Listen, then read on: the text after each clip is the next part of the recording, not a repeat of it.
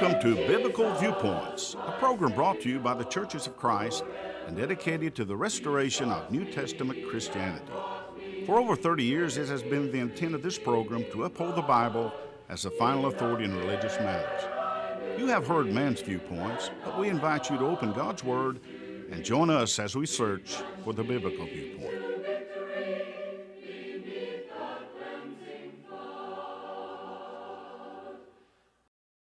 Well, Drew, today we're going to spend some time in 1 Samuel 17, looking at one of the most famous stories in the Bible, that of David and Goliath. And, you know, this picture that we have here, you have this giant Philistine who's got the entire Israeli army in disarray. They're scared to death. Even their champions don't want any part of this guy. And he's standing down here every day mocking God, mocking his people, saying, who's going to come down? And, you know, is there not a man among you? Right? And so here comes David and a young man, right? He's not what you would expect in a conqueror. He shows up. His brothers are out on the battlefield there, and they're going to give him a hard time about coming down and assume the worst about him. And he shows us something there about true conviction and understanding where our power lies, right? And this resonates with me because there was a time in my life when I was a young Christian, been a Christian a couple of years, had a really hard situation. And, well, I thought I had to be, you know, a young 20-something American man. Got to be strong on my own is what I thought. Well, I buckled. I failed. And looking back, I know exactly what went wrong. I just didn't know where my power was. It wasn't mine. It was supplied by the Lord. David knows this as a young man. It tells us something about the heart of this man, where his mind was. And so as we look at this today, the summary of it all, here is a man who understood that he himself had no power to overcome this giant, but he's able to do it because he trusts in the Lord. He even chides Goliath. You know, you come to me with a spear and all of this. He said, I come to you in the name of the Lord of hosts, right? He comes to him in the name of the God of Israel, and it is he who is going to deliver. And so there's so much for us to take away from that, right? Certainly. So we're going to look at three things here. His differences, what was different about him. His discouragements, there were more than one that were like, that's right. Get out of here, kid. Yeah. And then his disadvantages. And so how understanding all of those things, we can tap into the power that God has for us. Now, he's not going to miraculously deliver us from harm on this earth, but he will deliver us when all is said and done. And so I think David is a great, this story of David and Goliath is a great snapshot of that, isn't it? Certainly so. Let's take a look at his differences. How do we mean that David is different? Well, who's he different from, that is? He's different from all of the other people gathered at this valley ready for battle. He is known as, if you were to think of David, what would first come to your mind? You might think now, I remember that episode with David and Goliath. Your second, if not your first, might be his failure with Bathsheba. But when you think about maybe even some of the pictures that are demonstrated or they're shown to you, maybe it's a children's Bible, or maybe you've seen a poster, or maybe you've seen a movie, maybe the first thing you think of David is he's that boy that's got the harp. He's that boy that played the harp. Or maybe another one is you think he was that boy that took care of the sheep. He was the shepherd boy. All of these things we know about David, and all you need to do is read 1 and 2 Samuel. You'll get that picture. But if you look at 1 Samuel chapter 16, just a page back, look at 1 Samuel 16. This is verse 11. Samuel, the prophet priest, had come to anoint a new king instead of Saul. And he comes to Jesse, David's daddy, and he says, let's bring out the boys. And there are either 7 or 8 boys, a little unclear. But he brings out the boys, and Samuel sees them all, and he finally says, this all you have? Isn't there one more? He said, well, we do have one more, but he's out tending to the sheep. And this is 1 Samuel 16:11. There remains yet the youngest, that's important, and he is tending the sheep. And Samuel said to Jesse, we will all be here. Send and bring him. We will not even sit down until he comes here. Now, if you know the rest of that episode in 1 Samuel 16, Samuel then anoints David. But a little bit later on, we're going to find out something else about him in 1 Samuel 16. But what I want to point out first is he is the shepherd boy. In 1 Samuel chapter 17, in verse 33, Saul is having dialogue with David, and he says, you're not able to go up against this Philistine to fight with him. You are but a youth. Not only is he a shepherd, he's a young shepherd. And if you look at verse 34, David responds, your servant was tending his father's sheep. I was a shepherd, he says. And when a lion or a bear came and took a lamb from the flock, I went out after him and attacked him and rescued it from his mouth. And David's saying that I am a shepherd, but twice the text notes he is the younger fellow in his family, and he's a young shepherd. But then the third thing is he is a harpist. He's a musician of sorts. And it says in 1 Samuel chapter 16, beginning there about verse 14, 1 Samuel 16:14, there was this, and this needs to be worked with in a Bible class or something. You come down to Elizabethton Church of Christ and you ask Todd about it. He'll work it all out for you. 1 Samuel 16:14, there's this evil spirit from the Lord, whatever we're supposed to understand that to mean. And it says in 15, Saul's servants then said to him, behold, now an evil spirit from God is terrorizing you. And in 1 Samuel 16:16, the Lord was to command your servants who are before you, this is Saul, that is, let them seek a man who is a skillful player on the harp. And it shall come about when the evil spirit from God is on you, he'll play the harp with his hand and you'll be well. Saul says in verse 17, provide such a one. And in verse 19, Saul sent messengers to Jesse and said, send me your son David, who is with the flock. What's the point? David, he's different. Well, in 1 Samuel 17, what's the situation then in 1 Samuel 17? David is young, he's a shepherd boy, he plays the harp, and he is no soldier. And as you look in 1 Samuel chapter 17 and verse 11, Saul and all Israel heard these words of the Philistine. That's when Goliath's out there and he's leveling accusations and he's acting proud, big and bad. And he says of God and his people, he says, you can't best me. And it says in 17:11, all of the people, all of the mighty men of Israel, Saul the king, they were dismayed and greatly afraid. Sad remark, that one is. Well, look at verse 24. Verse 24, David's supposed to bring a couple of provisions down to his brethren. His daddy, Jesse, had sent them with him. And in 1 Samuel 17:24, all of the men of Israel saw the man, Goliath, and they fled from him and were greatly afraid. This goes on for days. And it says in 1 Samuel 17 and verse 26, David raises this question then. He raises this question, who is this uncircumcised Philistine, that he should taunt the armies of the living God? And I'm dropping down to 17:32. David said to Saul, let no man's heart fail on account of him. Your servant will go and fight with this Philistine. Now here's the point we're making. David is up against difference. He's not a mighty man of valor. Not yet anyway. Not at this point. He's the shepherd boy, the young shepherd boy, the musician. And he's the one sent by his daddy with the provisions to provide for the men who are the warriors.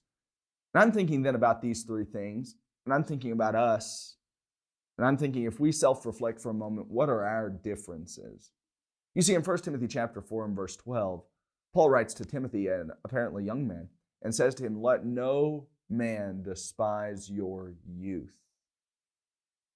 And I'm thinking, if you read 1 Corinthians, you read 1 Corinthians chapter 4, you read 1 Corinthians chapter 16, verses 10 and 11, and it looks quite clear to me that Timothy is not only young, but he's got some self-esteem issues.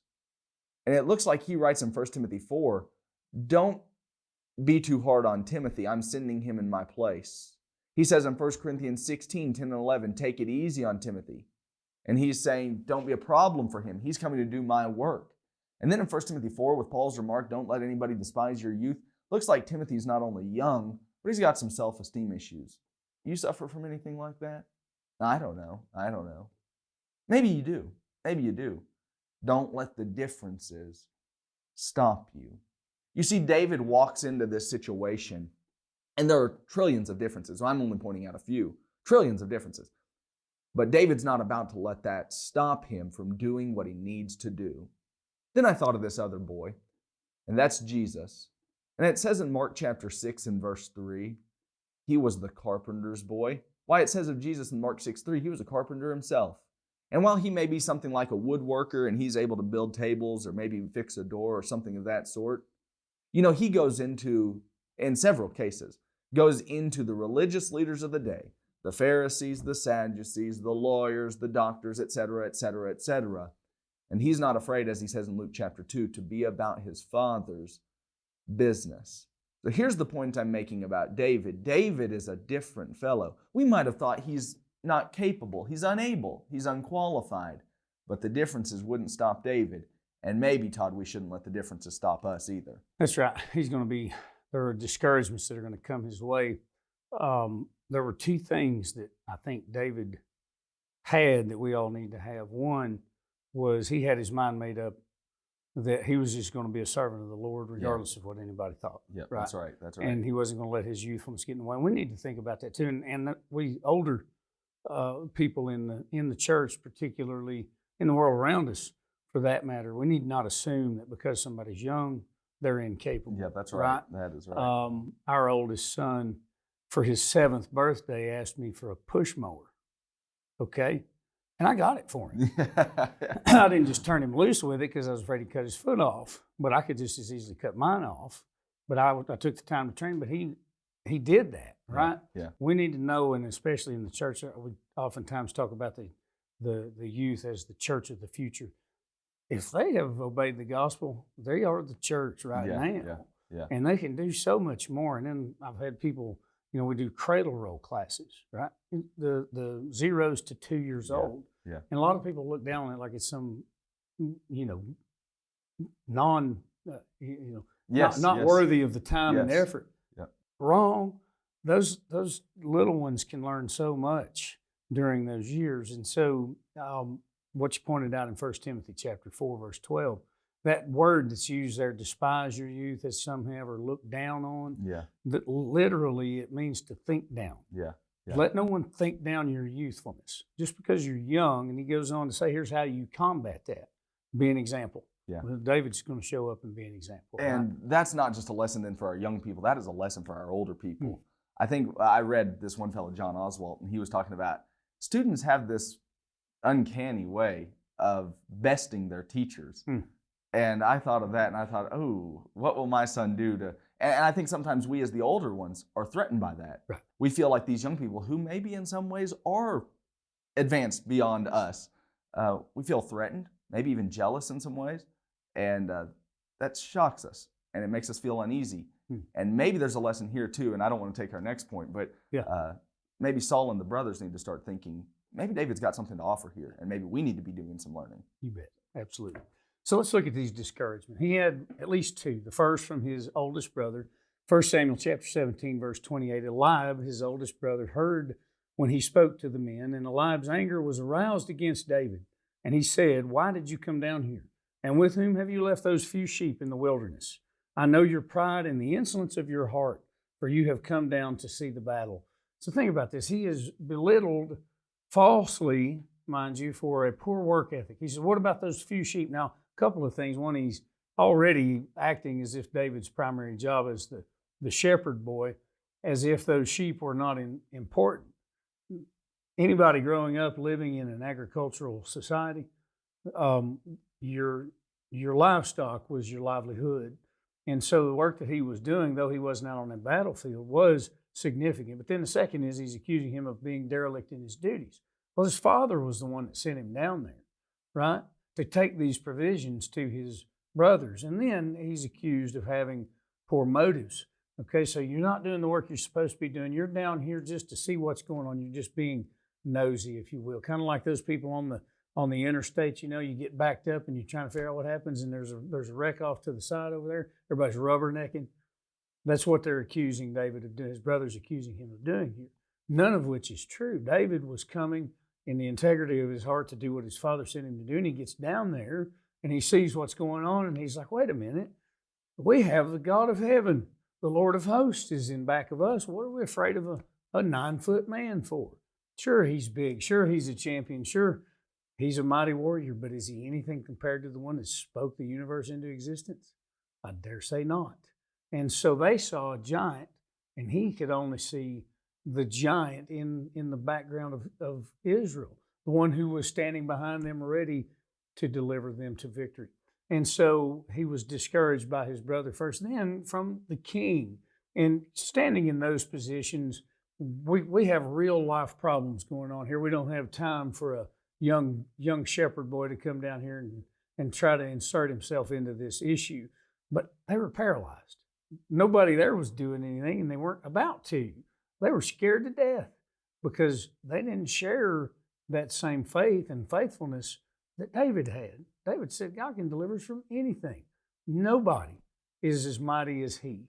And so King Saul here, verse 33 in chapter 17, and Saul said to David, you are not able to go against this Philistine to fight with him, for you are a youth, and he a man of war from his youth. He's saying, David, you're incapable. You're too inexperienced. You cannot go down and do this. And so David responds in a right way to the criticisms. Okay, verse 26, if you look, he volunteers to go down and fight this Philistine. Listen to his mindset. David spoke to the men who stood by him, saying, what shall be done for the man who kills this Philistine and takes away the reproach from Israel? There's the key. Israel was being reproached, and by it, so was Israel's God. His name was not being recognized for what it is. For who is this uncircumcised Philistine that he should defy the armies of the living God? He appealed to God, not to himself. It was not his strength or might that he was claiming. He wasn't saying, I am something. I am a mighty warrior. That wasn't it. He said, despite the fact that I'm not a warrior, I can take this Philistine because God's going to help me. Look at verses 34 and following. David said to Saul, your servant used to keep his father's sheep. And when a lion or a bear came and took a lamb out of the flock, I went out after it and struck it and delivered the lamb from its mouth. And when it arose against me, I caught it by its beard and struck and killed it. Your servant has killed both lion and bear, and this uncircumcised Philistine will be like one of them, seeing he has defied the armies of the living God. Moreover, David said, the Lord who delivered me from the paw of the lion and from the paw of the bear. Aha. He wasn't just saying, I killed a lion and I killed a bear. He said, the Lord delivered me from the lion and from the bear, and he will deliver me from the hand of this Philistine. And Saul said to David, go, and the Lord be with you. So, Drew, we have, and every one of us needs to know this, I think, back to your point about we that are getting older and the younger generation passing us up, we need to maintain this same humility, boldness in the power of the Lord, but humility to recognize that it is his power and his power alone. If we can do that, whatever giants stand in our way of doing the Lord's bidding, they can be dealt with. Yeah. And, God is still the deliverer. And so with that, there are some disadvantages that David had in and of himself, right? Yeah. So two things I might add on some of that. Yes. The first one, I sure am glad that in church work, our brethren and our leadership are never discouraging. Yes. That's right? not exactly right. Right. We need to learn from Eliab and from Saul not to be that kind of leader. But there's a second thing. This would be a radically different text, and it would read completely different. We may not even have it had David showed up only giving his own accomplishments. I did this. I did that. But instead, it is littered with his praise and homage to God. And if he doesn't show up saying this, Saul and Eliab are right to reject him. Yes. But that's not what we have here. We see, as you pointed out, David in extreme humility, coming as this lowly, humble shepherd boy, saying the only thing I'm interested in is vindicating God's honor. And that makes a world of difference. Mm-hmm. So whatever we do in church work, whatever we do as Christians, whatever we do as people, our motive matters. If my motive is off, it doesn't matter whether you're doing right or wrong. You can go to 3 services. You can be baptized in water for the remission of sins. You can worship in the mechanical appropriate way, but you can still be wrong if your motive is wrong. Our motive makes a world of difference. Absolutely. And that sends us to our point number 3. There are some disadvantages, as the world would see it, that David is up against. You look at 1 Samuel chapter 17. Look at this in 1 Samuel 17, beginning in verse 4. Who was this warrior that came up against them? It says in 1 Samuel 17:4, he was named Goliath. And his height was, my text says, 6 cubits and a span, probably something like 9.5 feet tall. And he had a bronze helmet on his head, 17.5.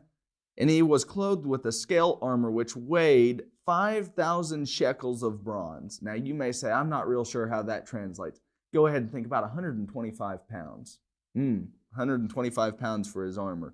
Verse 6, he had bronze greaves on his legs and a bronze javelin slung between his shoulders. Now it says that the shaft of his spear was like a weaver's beam, and the head of his spear weighed 600 shekels of iron, probably something like 16 pounds. And his shield carrier, so he has something like his caddy also with him. Verse 8, he shouts out, and he declares, I'm able to best any of y'all. And verse 10, the Philistine says this explicitly. Verse 10, I defy the ranks of Israel. Give me a man that we may fight together. Now that's what causes the disheartening of Saul and the boys. He says, give me a man. And as they start to think, I'm not sure we've got a man that can best this one. And that's the problem. They shouldn't have been thinking about the challenge that Goliath posed. Give me a man. Should have been thinking about give me a God. Give me a God that can best Goliath. And after all, who was it? This kind of question is raised in Exodus 3 when God speaks to Moses out of the bush. Who do you think I am, he said. Didn't I make man? Didn't I make his mouth? Don't I make the mute, the dumb, the lame? Aren't I the one who created you for pity's sake? That's what God says to Moses. And here Goliath is wanting to know. He's wanting to know what man can best me. True, we may not have a man that can best you, but we've got a God. And this God created man. He created you, Goliath. And while the world may see David here at severe disadvantage, to reorient David's vision is required. And David has the right vision. To reorient Israel's vision is required. And they need to come to see what they would perceive to be disadvantages make the world a difference. You see, some of these individuals looked at Christ and they saw him as the little boy. They saw him as the carpenter's child. They saw him born in an inn. No, not in an inn, was it? Wasn't room. Born in a barn. Born in a manger. And they saw all of these things about Jesus to be this pitiful little fellow. And then I got to thinking about the world. And if they looked at David and they looked at us, and they said, look at those fellows. Little bank accounts. Little impact in society. They're not the politicians. They're not the doctors. They're not the lawyers.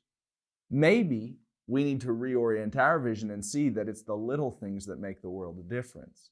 One of the things we notice about David is that he is exactly where God would have him be. Not putting stock in anything that this world has to offer. He is the humble fellow who, like Paul, who, like Jesus, can only consistently tip his hat right back to God and say, by the grace of God, I am what I am. 1 Corinthians 15 and verse 10. You see, David is humble. He's not filled with pride. And because of that, his consistent, it's not just rhetoric. It's more than rhetoric. It's his belief. It's his faith. And in 1 Samuel, we hear consistently, God did this. God does that. And in 1 Samuel chapter 17, when the Philistine comes out and they have this little banter back and forth, I'm around 1 Samuel 17. Oh, you drop down there to about verse 46. David insists that the Lord will deliver you up into my hands. That's coming after a number of taunts that have been leveled. The Philistine says he's a dog. He says that he'll curse his body and give his flesh to the birds of the sky and the beasts of the field.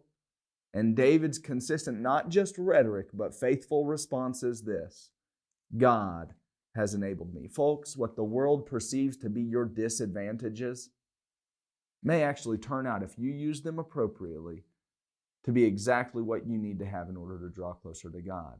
So, Todd, as we conclude, what are we learning from 1 Samuel 17 with David, and how does it shape us in the 21st century as we think about our relationship with God? I think verse 47 here needs to come into this.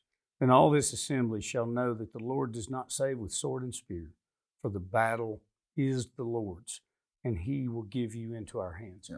I think that's it. When we look at the differences, we have to have this reorientation of how we think. We think in terms of might, of power, all of those things. How many of us are trusting on our mighty war machine that is the United States military? Well, if anything we've learned over the last little while, we're not nearly as impregnable as we think we are. That's right. Then, maybe we are thinking about our bank accounts. You mentioned that a moment ago. What happened when the Great Depression hit? Who was it that was jumping from the skyscrapers, from their high-rise offices? It was people who went from very wealthy one day to very poor the next, and they didn't have the right orientation in their thinking. So as far as the differences go, reorient what's important. We have to rely on God, and that will save us from the discouragements. It will also help us to recognize those disadvantages. And so I'm mindful of Paul in 2 Corinthians 11 and 12. When he goes into that, let's think about that for just a moment. Paul lays out this laundry list of disadvantages, earthly disadvantages, struggles that he went through, things that made it look like he was losing. And then he had this thorn in the flesh, and he asked 3 times for it to be taken away, whatever that may have been. And the Lord said that his strength was made perfect in weakness. Are we weak enough to depend on him? Hi there, my name is Bud Moorfield, one of the ministers at the Elizabethan Church of Christ. And we hope you've enjoyed the show today. Now, if you have questions pertaining to the subject of today's episode, or you would like to know more about God and His church, or the plan of salvation, you can just head on over to our website at elizabethancoc.org for our contact information and more. It will be a joy to get to know you and discuss the biblical viewpoint. Well, Todd, we were talking about David and the discouragements, the disadvantages, the differences, all of those things that he received in 1 Samuel 17 with Goliath. But one of the things Paul talks about, and I'm not going to read it, but Philippians 3:12 through 17, he's talking about keeping that focus that helps him press on towards the mark. Does that help us with David and help us with our own lives in any way? Yes, and so, there's a danger of stopping short. I'm a football fan. It's my favorite sport. And I remember seeing so many times these guys, they know the game. They know what they're supposed to do. They'll go running, and they're about to just waltz into the end zone. There's nobody there, and they'll drop the ball at the 1-yard line. Well, it's a live ball when they do that. They didn't finish. They didn't get in. And Paul is talking about keeping his focus. Now, if anybody could rest on their laurels, if you will, it'd be Paul, right? Even by the time he wrote Philippians, he's sitting in a jail cell writing this. But Paul was like, no, I forget what's behind. I look forward to what's ahead, and I press towards the mark. David does that same thing all the way to the end. We have heard the joyful sound. Thank you for joining us today on Biblical Viewpoints. If you have a question concerning the things taught on this program, desire to enroll in our free home Bible study course, or have some other way we may assist you in your quest to know the truth, you may contact us at Biblical Viewpoints, 137 East C Street, Elizabethton, Tennessee, 37643. In the meantime, we encourage you to find a Church of Christ meeting in your community and worship with them. You will always find a hearty welcome and a group of Christians eager to serve you.